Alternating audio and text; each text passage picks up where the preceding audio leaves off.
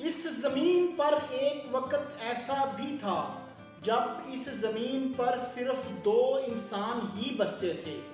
ایک انسان سری لنکا یا ہندوستان میں تھا، جبکہ دوسرا انسان سعودی عرب کے شہر جدہ میں تھا۔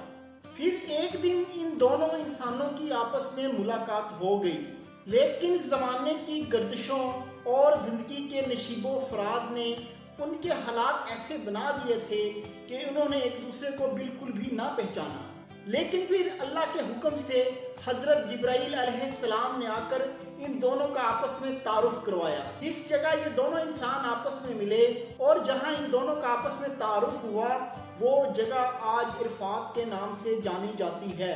یہ دونوں انسان دراصل حضرت آدم اور حضرت اماں حوا تھے، اور ان دونوں سے ہی نسل انسانی کا آغاز ہوا اور انسانی تاریخ کے ایسے ابواب کا آغاز بھی ہوا جس نے انسان کی عظمت اور اس کی شان و شوکت کا تاخت و تاراج کر کے اور وہ تمام اخلاقی پہلو جو انسان کا وصف ہے اس کو اپنے پیروں تلے روند کر طاقت اور اقتدار کے پجاریوں نے اس دنیا کو تباہی کے دہانے پر پہنچا۔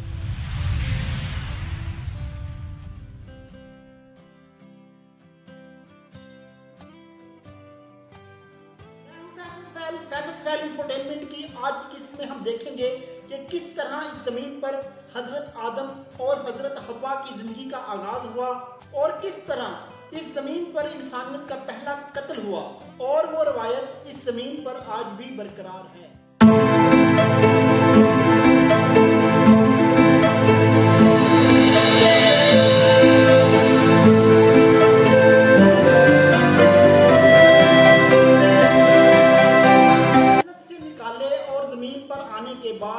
حضرت آدم اور حضرت اماں حوا کے رنگ سیاہ پڑ چکے تھے۔ جب یہ دونوں حضرات مقام عرفات پر ایک دوسرے سے ملے تو یہ دونوں ایک دوسرے کو نہ پہچان سکے۔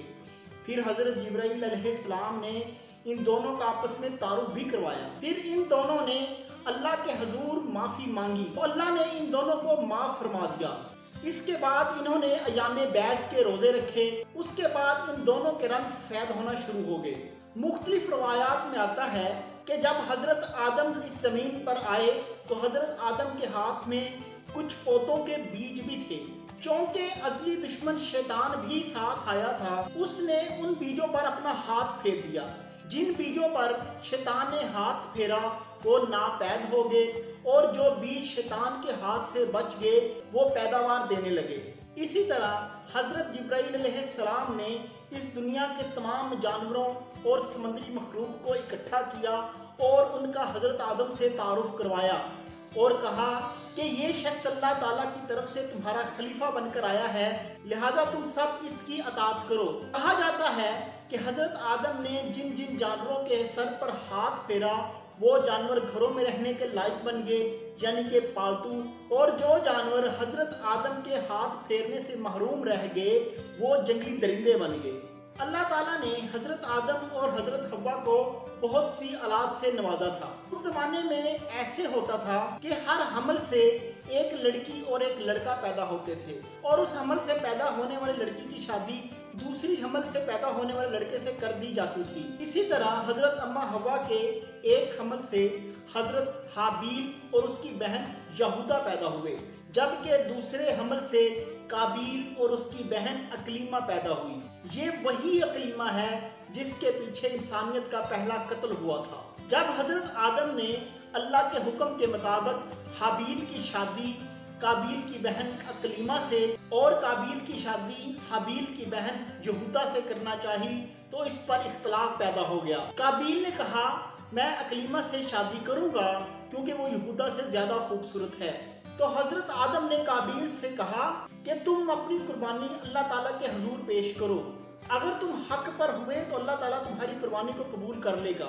کہا جاتا ہے کہ اس زمانے میں قربانی قبول ہونے کی بھی ایک نشانی ہوتی تھی، وہ ایسے کہ جب کوئی شخص قربانی قبول کرنے کے لیے کوئی چیز رکھتا تھا تو آسمان سے ایک آگ آتی تھی اور وہ اس چیز کو جلا کر راکھ کر دیتی تھی، تو اس سے پتہ چلتا تھا کہ اس شخص کی قربانی قبول ہو گئی ہے۔ اسی طرح حابیل اور قابیل نے بھی اللہ تعالیٰ کے ہاں قربانی پیش کی۔ قابیل نے گندم کے کچھ خوشے رکھے جبکہ حابیل نے ایک دمبا رکھا۔ आसमान से एक आग आई और उसने हाबील की कुर्बानी यानी दुम्बे को जलाकर राख कर दिया। तो इससे वाज़ेह हो गया कि अल्लाह ताला ने हाबील की कुर्बानी को कबूल कर लिया है। ये बात काबील से बर्दाश्त ना हो सकी, उसने गुस्से में आकर हाबील को छुरियों से कत्ल कर दिया। मुख्तलिफ रवायात में आता है कि कत्ल करने के बाद काबील ने वो लाश अपने कंधे पर उठाई और 1 महीने तक इस ज़मीन पर फिरता रहा।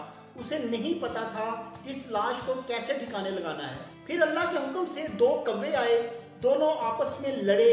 एक कौवे ने दूसरे कौवे को कत्ल कर दिया। उसके बाद उस कौवे ने ज़मीन खोदी और उस मरे हुए कौवे को उसके अंदर दफनाकर ऊपर मिट्टी डाल दी। काबील ने जब इस अमल को देखा तो उसने भी घड़ा खोदा और अपने भाई हाबील की लाश को अंदर रखकर ऊपर से मिट्टी डाल दी। कहा जाता है कि जब शैतान ने ये खबर हज़रत अम्मा हव्वा को पहुंचाई तो अम्मा हव्वा, जो कि मौत के नाम से नावाकिफ थी, उसे मौत का पता ही नहीं था, तो उसने कहा ये मौत क्या चीज़ है। तो शैतान ने उसे कहा कि मौत एक ऐसी चीज़ है कि इसके बाद इंसान ना खा सकता है, ना बोल सकता है, ना सुन सकता है। फिर शैतान ने मरने की सारी एक्टिंग हज़रत अम्मा हव्वा को करके दिखाई, जिसे देखकर हज़रत अम्मा हव्वा रोने लग गई। हाबील की मौत को सुनकर हज़रत आदम भी बहुत रोए थे। इस सरजमीन पर हज़रत आदम की औलाद बहुत फैली। हज़रत आदम ने अपने बाद अपने एक बेटे हज़रत शीत अलैहिस्सलाम को अपना खलीफा नामज़द किया। हज़रत शीत अलैहिस्सलाम पर भी अल्लाह ताला ने कुछ सहीफे नाज़िल किए।